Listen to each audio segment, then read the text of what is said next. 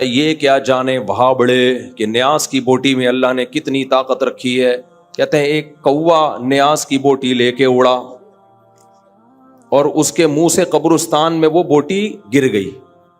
جب قبرستان میں گری ہے تو جتنے مردے تھے اللہ نے سب کی بخشش کر دی. ابھی نا ایک دن افطاری پہ 4-5 دن پہلے ایک صاحب مجھ سے ملے, بڑے مل رہے تھے. یہ وہ کہنے لگے بھائی میں گرین چینل ہوں, میں آپ کو نہیں مانتا لیکن بار بار آپ کے بیان سنتا ہوں. میں نے کہا چلو یار چینل ویلے چھوڑو, ابھی پکوڑے کھاؤ کیا تم. خیر اچھے عزت سے کہتے ہیں لیکن میں ایک فلاں مولوی کو سنتا تھا تو مجھے بڑا دھچکا لگا ہے. کہتے ہیں یار وہ کرامتوں کے واقعات بتاتے تھے, میں سنتا تھا. ایک دن انہوں نے ایسا کہا, میں نے کہا یہ کچھ زیادہ ہو گئی ہے. میں نے کہا کیا کہہ رہے؟ وہ بتا رہے ہیں کہ بھائی غوث اعظم کا دھوبی جب قبر میں گیا تو دھوبی سے فرشتوں نے آ کے سوال پوچھا. اب میں نے تو جو ان کے منہ سے سنا شاید الفاظ آگے پیچھے کر لوں. تو دھوبی نے جب ان سے آ کے سوال پوچھا من ربک, اور جو پوچھتے ہیں نا قبر میں, تو انہوں نے کہا تجھے پتہ نہیں ہے میں غوث اعظم کا دھوبی ہوں. یعنی تجھے کس سے پوچھ رہا ہے بھائی, تو کس قسم کی باتیں کر رہا ہے؟ تو فرشتہ بھی حیران ہے, اب یہ تو جواب ہی نہیں دے رہا. اور جواب ریفرنس کس کا دے رہا ہے؟ بھائی میں غوث اعظم کا دھوبی ہوں. تو پھر پوچھا غوث اعظم کو کال ملائی ہوگی یا کیا کیا ہوگا, بھائی آپ کا بندہ ہے. تو انہوں نے کہا وہ تجھے شرم نہیں آتی, میرا بندہ آیا ہوا ہے تو اس سے کیا پوچھ رہا ہے, سوالات پوچھ رہا ہے. تو یہ جو آیت ہے نا یا ایھا الذین آمنوا اتقوا اللہ وابتغوا الیہ الوسیلہ, اے ایمان والو اللہ سے ڈرو اور اللہ تک پہنچنے کا وسیلہ تلاش کرو. تو یہ لوگ کہتے ہیں دیکھو اللہ تو خود کہہ رہا ہے ڈائریکٹ نہیں پہنچ سکتے, بیچ میں وسیلہ لانا پڑے گا. تو یہاں وسیلے کا جو مفسرین مطلب بیان کرتے ہیں صدیوں سے, وہ کیا ہے؟ وسیلے کا مطلب اللہ کا قرب حاصل کرنے کے لیے کچھ کرنا پڑے گا, تمہیں اعمال کو ذریعہ بنانا پڑے گا. جیسے آپ کسی سے محبت کا دعویٰ کرتے ہیں, وہ کہتا ہے بھائی اس کا تمہارے پاس کیا دلیل ہے کہ تم واقعی مجھ سے محبت کرتے ہو؟ تو آپ اپنا عمل پیش کرتے ہیں, عمل کو ذریعہ بناتے ہیں. تو یہاں قرآن کہہ رہا ہے اللہ تک پہنچنے کا وسیلہ یعنی عمل. تو عمل کا وسیلہ تو جائز ہے بھائی, بلکہ آگے قرآن کیا کہہ رہا ہے وجاہدوا فی سبیلہ, اللہ کے راستے میں جہاد کرو. تو یہ جہاد ہے وسیلہ. سمجھ میں آ رہی بات؟ جیسے ہم اللہ سے دعا مانگتے ہیں, یہ دعا بھی ایک عمل ہے نا اللہ تک پہنچنے کا, تو یہ دعا بھی ایک وسیلہ ہے. اب کوئی یہ کہے کہ دعا کو اللہ اور بندے کے درمیان وسیلہ کیوں بنا رہے ہو؟ بھائی یہ وسیلہ اور ہے اور آپ جس وسیلے کی بات کرتے ہو وہ اور ہے. دعا تو ڈائریکٹ آپ کو اللہ تک پہنچا دیتی ہے, اس میں کسی اور چیز کا وسیلہ نہیں ہوتا, اس لیے دعا کو وسیلہ کہا گیا ہے. تو اعمال آپ کو ڈائریکٹ اللہ تک پہنچا دیتے ہیں. نماز آپ کو ڈائریکٹ اللہ تک پہنچاتی ہے, جہاد آپ کو ڈائریکٹ اللہ تک پہنچاتا ہے, تہجد آپ کو ڈائریکٹ اللہ تک. تو یہ جو قرآن میں ہے نا اللہ کی طرف وسیلہ تلاش کرو, اس سے مراد ہے نیک عمل کرو. سمجھتے ہو کہ نہیں سمجھتے؟ جس کے مزاج میں شرک ہوگا اس کو صرف اللہ کا نعرہ پسند نہیں ہوگا. صرف یا اللہ مدد کہیں لکھا ہوا ہو نا, اس کو ایک دم کہے وہابڑا. کیا ہے وہابڑے کہیں کے, یہ تو نبی کا تذکرہ ہی نہیں کرتے. اور بھائی کس نے کہا ہم نبی کا تذکرہ نہیں کرتے؟ ہم نبی کا تذکرہ کرتے ہیں اس طرح سے جس طرح نبی نے حکم دیا. وہ کیسے حکم دیا؟ یا ایھا الذین آمنوا صلوا علیہ وسلموا تسلیما. تو نبی کا تذکرہ کیسے کرنا ہے؟ نبی پر درود بھیج کے, نبی سے مانگ کے تھوڑی کرنا ہے. قرآن نے بھی ہمیں بتایا کہ نبی کا تذکرہ کیسے ہوگا, جیسے قرآن کی آیت پڑھی, خود نبی نے بھی بتایا کہ میرا تذکرہ کیسے ہوگا. فرمایا جو مجھ پر ایک دفعہ درود بھیجتا ہے اللہ اس پر 10 رحمتیں نازل کرتے ہیں. تو اس طرح سے نبی کا تذکرہ ہوگا. آپ جس طرح سے تذکرہ کر رہے ہیں کہ نبی کو اللہ کے ساتھ شریک کر دیں مانگنے میں, جیسے اللہ سے مانگنا ایسے نبی سے مانگنا, یہ والا تذکرہ میرے بھائی اللہ کی نظر میں قبول نہیں ہے. تو یہ آیت بہت زبردست آیت ہے. وَإِذَا ذُكِرَ اللَّهُ وَحْدَهُ اشْمَأَزَّتْ قُلُوبُ الَّذِينَ لَا يُؤْمِنُونَ بِالْآخِرَةِ. اللہ کہتے ہیں جن کا آخرت پر ایمان نہیں, اللہ کا خوف ان کے دلوں سے نکل گیا. ان کے سامنے جب اکیلے اللہ کا ذکر کیا جاتا ہے, صرف اللہ یعنی توحید کے ساتھ, تو ان کے دل میں کیا پیدا ہوتی ہے؟ تنگی. ایک جگہ قرآن میں آتا ہے یکادون یسطون بالذین یتلون علیہم آیاتنا. ان کا دل کرتا ہے کہ جو آیتیں پڑھ رہا ہے اس پہ حملہ کر کے مار دیں اس کو. وہ ایک بدعتی مولوی صاحب تقریر کر رہے تھے, وہ کہہ رہے تھے یہ کیا جانے وہاں بڑے, ہمارا نام وہابی کے کی سپرلیٹو کر دیا، وہاں بڑا. کہتے ہیں یہ کیا جانے وہاں بڑے کہ نیاز کی بوٹی میں کتنی طاقت رکھی اللہ نے.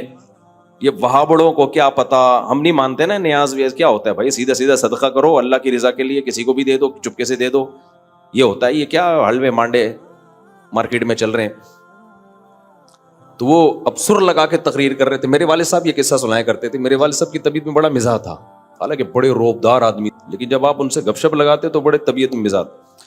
وہ واقعہ سناتے تھے گھر میں کہ ایک صاحب تقریر کر رہے تھے، ایک مولوی کہتا ہے یہ کیا جانے وہاں بڑے کہ نیاز کی بوٹی میں اللہ نے کتنی طاقت رکھی ہے. کہتے ہیں ایک کوا نیاز کی بوٹی لے کے اڑا اور اس کے منہ سے قبرستان میں وہ بوٹی گر گئی. جب قبرستان میں گری ہے تو جتنے مردے تھے اللہ نے سب کی بخشش کر دی.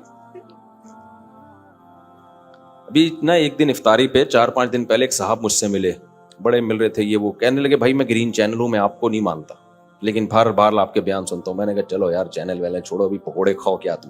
خیر اچھے عزت سے. کہتے ہیں لیکن میں ایک فلاں مولوی کو سنتا تھا تو مجھے بڑا دھچکا لگا ہے. میں نے کہا کس کو؟ انہوں نے کوئی نام بتایا، مناسب نہیں ہے نام کسی کا. کہتے ہیں یار وہ کرامتوں کے واقعات بتاتے تھے، میں سنتا تھا. ایک دن انہوں نے ایسا کہا، میں نے کہا یہ کچھ زیادہ ہو گئی ہے. کہتے ہیں میں نے کہا یہ کچھ زیادہ ہو گئی. میں نے کہا فار ایگزامپل. کہتے ہیں اس کے بعد سے مجھے تھوڑا جھٹکا لگا ہے. لیکن ہیں وہ اسی چینل میں، مطلب ان کا کسی خاص مولوی سے بدگمان ہو گئے وہ.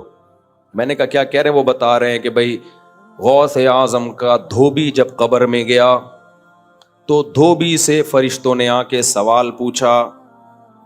اب میں نے تو جو ان کے منہ سے سنا شاید الفاظ آگے پیچھے کر لوں. تو دھوبی نے جب ان سے آ کے سوال پوچھا من ربک، اور جو پوچھتے ہیں نا قبر میں، تو انہوں نے کہا تجھے پتہ نہیں ہے میں غوث اعظم کا دھوبی ہوں.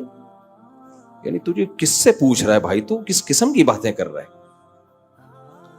تو فرشتہ بھی حیران ہے، اب یہ تو جواب ہی نہیں دے رہا. اور جواب ریفرنس کس کا دے رہا ہے؟ بھائی میں غوث اعظم کا دھوبی ہوں. تو پھر پوچھا غوث اعظم کو کال ملائی ہوگی یا کیا کیا ہوگا، بھائی آپ کا بندہ ہے. تو انہوں نے کہا وہ تجھے شرم نہیں آتی؟ میرا بندہ آیا ہوا ہے، تو اس سے کیا پوچھ رہا ہے؟ سوالات پوچھ رہا ہے. تو جو میرے ساتھ افطاری میں پکوڑے کھا رہے تھے انہوں نے کہا کہ میں نے کہا یار یہ تھوڑی کیا ہو گئی ہے بھائی، زیادہ ہو گئی. ہم ترکی کے میوزیم میں تھے نا، تو وہاں بڑی چیزیں، یہ حضرت فاطمہ کا کرتا ہے. میں نے کہا ہوگا بھائی ہوگا، ان کے پاس تو ایک ظاہر خلافت عثمانیہ رہی ہے، تو یہ فلانا ہے، یہ ڈمکانا ہے، یہ یوں ہے، یہ وہ ہے. میں سنتا رہا. ایک لاٹھی لٹکی ہوئی تھی. میں نے کہا یہ کیا؟ انہوں نے کہا یہ حضرت موسیٰ کی لاٹھی ہے. میں نے کہا یار تھوڑی زیادہ ہو گئی، تھوڑا سا کیا کر رہو، یہ کچھ زیادہ ہو گئی. مجھے وہی لطیفہ یاد آیا کہ پاکستانی نے کہا ہمارے ہاں لوگ ناک سے کھانا کھاتے ہیں. کسی نے کہا بالکل ناک سے، انہوں نے کہا بس تھوڑا سا نیچے. تو مجھے خیال ہوا یہ لاٹھی حضرت موسیٰ کی، تو میں نے کہا تھوڑا سا کم کر لو، کچھ اور کہہ دو، امام ابو حنیفہ کی لاٹھی ہے، امام شافعی کی لاٹھی ہے، امام بخاری کی، تو کچھ سمجھ میں آ جائے گا. یہ تھوڑا سا کیا ہو گئی زیادہ ہو گئی. اچھا مزے کی بات اس میں یہ کہ جب مجھے تعارف کروایا گیا نا حضرت موسیٰ کی لاٹھی، میں سب چیزیں کہہ رہا تھا، اچھا ماشاءاللہ یہ فلانے کا ہے، یہ فلاں کا ہے، ویل ڈن. جب انہوں نے کہا نا حضرت موسیٰ کی لاٹھی ہے، تو میں نے جس اسٹائل سے کہا نا یہ تھوڑی زیادہ نہیں ہو گئی، تو وہ جو میرے ساتھ بندہ تھا نا وہ زور سے کہگا لگا کے ہنسا ہے. اس کہہ رہے مجھے ہنسی آپ کے اسٹائل پہ آئی ہے کہ جو آپ نے کہا نا یہ تھوڑی زیادہ لگ رہا ہے مجھے. تو یہ آج سمجھ میں آ گئی. اللہ تعالیٰ کہتے ہیں کہ جب صرف ایک اللہ کا نام لیا جاتا ہے نا، صرف وہی، تو ان کو صرف کے لفظ سے چڑ ہے، اللہ سے چڑ بولو نہیں ہے. یہ کہتے ہیں صرف اللہ نہیں ہوگا بھائی، صرف اللہ نہیں ہوگا، کسی اور کو بھی ساتھ میں ملاؤ. تو ہم تو کہتے ہیں مدد صرف کس سے مانگی جائے گی؟ اللہ سے مانگی جائے گی. دوسری بات اللہ تعالیٰ نے انہی آیتوں میں فرمایا، آیت نمبر 42، اللہ یتوفی الانفس حین موتها واللتی لم تمت فی منامها. جن لوگوں کو برزخی زندگی سمجھ میں نہیں آتی ان کو اللہ نے سمجھایا ہے ایک مثال سے. اللہ کہتے ہیں جب تم سوتے ہو، نیند میں جاتے ہو، تو تمہارا اس دنیا سے کنیکشن ختم. اس میں بھی اللہ تمہاری روح کو قبض کرتا ہے. کون کرتا ہے روح کو قبض؟ یہ تو سائنسدانوں نے سو کے دیکھ لیا تو ایمان لے آئے، نہیں دیکھا ہوتا تو سائنس نیند کو بھی نہیں کبھی مانتی کہ یہ بھی کوئی چیز ہے. ہم تو جو چیزیں دیکھ رہے ہیں ان کو ایکسپٹ کرتے چلے جا رہے ہیں. تو اب مر کے کسی نے دیکھا نہیں ہے اس لیے اس کا انکار کر دیتے ہیں. تو اللہ کہتے ہیں جیسے نیند میں تمہاری روح اللہ قبض کر لیتا ہے تو ایسے ہی سوتے میں بھی تمہاری روح قبض ہوتی ہے. نہ نیند میں فنا ہوتے ہو نہ موت کے بعد فنا ہوتے ہو. سارا کھیل کس کا ہے؟ روح کا کھیل ہے یہ. فَيُمْسِكُ الَّتِي قَضَىٰ عَلَيْهَا الْمَوْتِ، جب نیند میں تمہاری روح اللہ کھینچ لیتا ہے تو جس کو زندہ کرنا ہوتا ہے دوبارہ روح لوٹا دیتا ہے، مڑ جاتے ہیں. جس کو موت دینی ہوتی ہے اس کی روح کو روک لیتا ہے. کتنے لوگ سوتے میں مر جاتے ہیں نا، اس کی روح کو کھینچ لیتا ہے. تو یہ روح ہے اور روح کو سائنس ایکسپلین نہیں کر سکتی. آپ کو پتا ہے کچھ چیزوں کو ایکسپلین کیا جا ہی نہیں سکتا، وہاں انسان ہتھیار ڈال دیتا ہے. جیسے آپ دماغ کو سمجھنے کی کوشش کریں گے تو سائنسدان یہ کہتے ہیں پاسبل ہی نہیں ہے، کیونکہ دماغ کو آپ سمجھیں گے دماغ سے ہی. تو اس کے لیے کوئی آپ کے دماغ سے اوپر کا دماغ ہوگا جو آپ کے دماغ کو پڑھے گا، پھر آپ سمجھ پائیں گے. اور اوپر کا دماغ، اوپر سے مراد ہمارے مینٹل لیول سے اوپر کسی کا مینٹل لیول ہوگا تو وہ سمجھے گا، وہ اللہ ہی سمجھ سکتا ہے. ہم تو سوچیں گے اسی دماغ سے سوچیں گے نا، اور اس دماغ کی ایک لمٹ ہے، اس سے آگے وہ دماغ بڑھ نہیں سکتا. تو یہ پاسبل ہی نہیں ہے. سمجھتا ہو کہ نہیں سمجھتے ہو؟ تو اسی طرح سے روح کا بالکلیہ سمجھنا یہ کسی کے لیے ممکن ہے ہی نہیں. اور روح ہی حیات ہے، لہذا حیات کو حقیقی معنی میں سائنس ایکسپلین کر ہی نہیں سکتی. اللہ نے اس کو 2 لفظوں میں ایکسپلین کر دیا کہ اللہ کی کلمہ کن کی طاقت سے جو انسان میں زندگی پیدا ہوتی ہے اس زندگی کا نام کیا ہے؟ حیات ہے. سمجھتے ہو کہ نہیں سمجھتے ہو؟ اسی سے یہ بھی پتا چل گیا کہ جناب اب پھر وہی اختلافی مسئلے آ جاتے ہیں. ہم آ گئے تو ایک جلدی انہوں نے نمٹانے دو نا، یہ بھی اجماعی مسئلہ ہے نا حضرت عیسیٰ کی حیات. جناب پروفیسر غامدی صاحب کہتے ہیں کہ قرآن مجید میں آتا ہے یا عیسیٰ انی متوفیکا، اے عیسیٰ میں تجھے وفات دوں گا، ورافعک الیہ، اور میں تجھے اپنی طرف اٹھا لوں گا. تو غامدی صاحب کہتے ہیں دیکھو وفات دوں گا کا مطلب تو موت دینا ہوتا ہے، اس کا مطلب اللہ نے عیسیٰ کو موت دی ہے. اس آیت سے پتہ چل رہا ہے کہ وفات کا اصل مطلب عربی میں موت نہیں ہوتا. موت کے معنی میں یہ لفظ استعمال ہوا تو ہے لیکن اس کا اصل مقصد موت نہیں ہے. اگر موت ہوتا تو دیکھو اللہ یتوفی الانفس، اللہ روحوں کو کھینچ لیتا ہے حین موتہا، ان نفس کی موت کے وقت. اب یتوفا کا معنی اگر موت دینا ہوتا تو کیا مطلب اللہ روحوں کو موت دے دیتا ہے انسان کی موت کے وقت؟ یہ مطلب ہوتا؟ اللہ تو کہہ رہے ہیں جب تمہاری موت کا وقت آتا ہے میں روح کو یتوفا وصول کر لیتا ہوں. یہاں موت ترجمہ کسی بھی صورت میں ہوتا ہی بن ہی نہیں سکتا. دیکھو توفا کا لفظ نکلا ہے وفا سے. اردو میں وفا کسے کہتے ہیں؟ پورا پورا چکا دینا، اسی کو کہتے ہیں نا وفا. یہ جو خشک موضوعات ہوتے ہیں میں ترنم سے اس لیے پڑھتا ہوں تاکہ سمجھ میں آ جائیں، آرام سے، پیچیدگی میں نہ جائیں. کہتے ہیں نا فلاں نے وفا کی ہے میرے ساتھ، کیا مطلب؟ میں نے قربانی دی تھی، اس نے اس قربانی کا پورا پورا بدلہ چکایا. وفا پورا پورا کسی کو کوئی چیز دے دینا، اور توفا باب تفعل میں پورا پورا وصول کر لینا. تو توفا کا اصل معنی عربی میں وصول کرنا ہے، موت دینا نہیں ہے. اگر باڈی روح کے ساتھ وصول کر لی تو اس کا مطلب کیا ہے؟ پورا جسم وصول کر لیا. اور اگر صرف روح وصول کی ہے، باڈی چھوڑ دی تو صرف روح وصول کی ہے. سمجھتے ہو؟ یہاں کیا اللہ فرما رہے ہیں؟ اللہ یتوفی الانفس، اللہ روحوں کو کھینچ لیتا ہے، وصول کر لیتا ہے حین موتہا، اس نفس کی موت کے وقت. تو موت کے وقت اگر اللہ موت دیتا، روح کو موت دیتا تو روح کو موت تھوڑی آتی ہے، پھر وصول کس چیز کو کیا ہے؟ سمجھتے ہو؟ تبھی آگے اللہ کہتے ہیں جس کو موت دینے کا ارادہ ہوتا ہے اس کی روح نہیں لوٹاتا، روک کے رکھ لیتا ہوں اپنے پاس. اور جس کو زندہ کرنا ہوتا ہے، جو روح لی تھی واپس، اس کو باڈی کو واپس کر دیتا ہوں. سمجھ میں آ رہا ہے؟ تو توفا کا اصل مطلب کیا ہوا؟ وصول کر لینا. ہاں موت کے معنی میں استعمال ہوا ہے لیکن اصل مطلب اس کا وصول کرنا. تو اب میں آیت کا ترجمہ کرتا ہوں. اللہ کہہ رہے ہیں عیسیٰ علیہ السلام کو یا عیسیٰ انی متوفیکا، اے عیسیٰ میں تجھے وصول کر لوں گا، ورافعک الیہ، اس کی صورت کیا ہوگی؟ کس طرح سے اللہ تو مجھے وصول کرے گا؟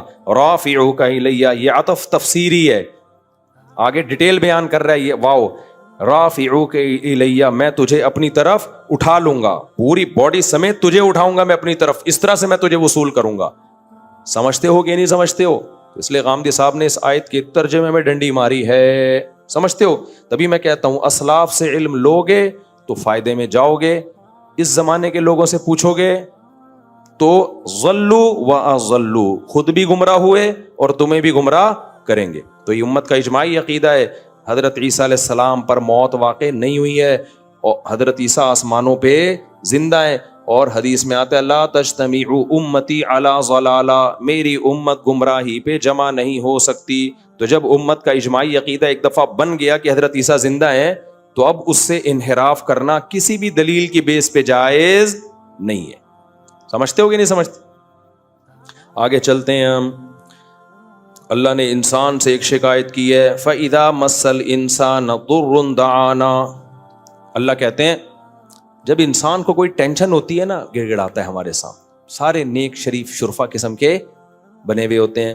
ثُمَّ إِذَا خَوَّلْنَاهُ نِعْمَةً مِنَّا، جب مصیبت دور کر کے ہم اسے خوشیاں دے دیتے ہیں، قَالَ إِنَّمَا أُوتِيتُهُ عَلَىٰ عِلْمٍ عِندِي، ایکچولی میرے پاس ایک نالج ہے، میں نے اس کی ایک تدبیر اختیار کی ہے، اس کی وجہ سے مجھے یہ نعمت ملی ہے. اللہ کہاں بھائی؟ اللہ کا اس میں کیا لینا دینا ہے؟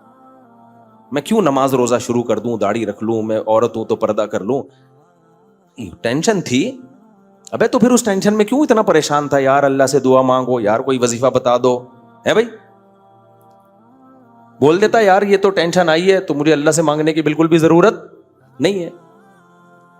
کیا ہوتا ہے دیکھو، بیمار ہوتے ہیں نا تو وظیفے بھی مانگ رہے ہیں، دعائیں بھی مانگ رہے ہیں، جھاڑ پھونک بھی کروا رہے ہیں، یہ بھی کر رہے ہیں، وہ بھی کر رہے ہیں، اور دل میں خیالات بھی آ رہے ہوتے ہیں یار اللہ ٹھیک کر دے تو اب میں نماز پڑھوں گا انشاءاللہ. جب ٹھیک ہو جاتا ہے ایکچولی اصل میں ڈاکٹر صحیح نہیں تھا جس سے میں کائنڈلی پہلے علاج کرا رہا تھا، غلط دوا دے دی تھی، اب صحیح دی. ابھی میں نا بہت عرصے بعد اتنا لمبا بیمار ہوا ہوں رمضان میں نا، ورنہ مجھے ہوتا ہے گلا خراب ہوا 2-4 دن میں ٹھیک. یہ بہت کوئی ڈاکٹر نے بتایا کہ وائرل پھیلا ہوا تھا، وہ اٹیک کیا تھا اس نے. میں حقیقت بتاؤں مایوس سا ہونے لگا تھا کہ میں ٹھیک ہونے والا، اتنا گلا میرا پک گیا تھا نا، اتنی اینٹی بایوٹک کوئی اثر نہیں.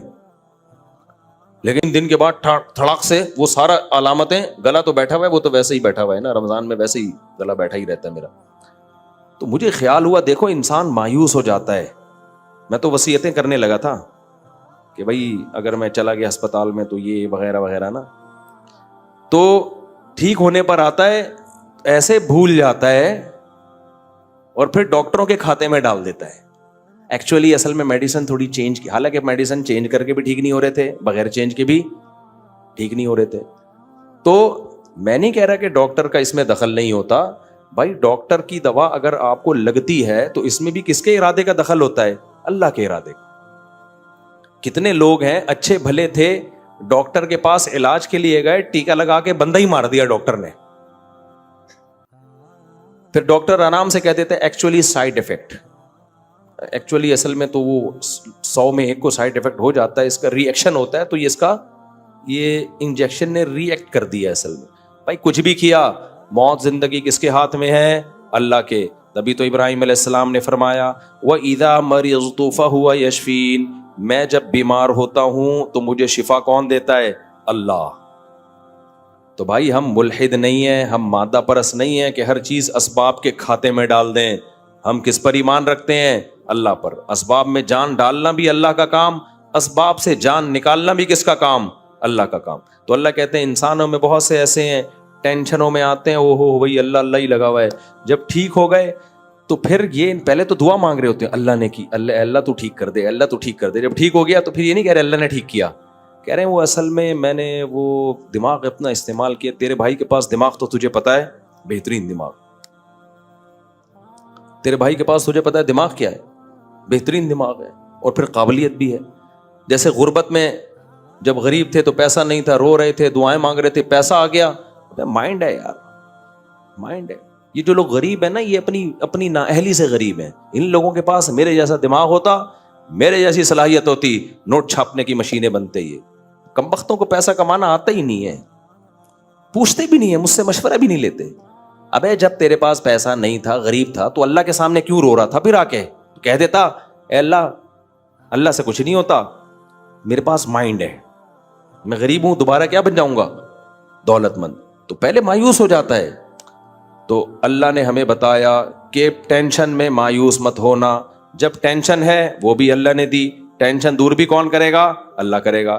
تو پریشانیوں میں مایوس نہیں ہونا, خوشیوں میں اترانا نہیں ہے. سمجھتے ہو, یہ اس آیت کا حاصل ہے.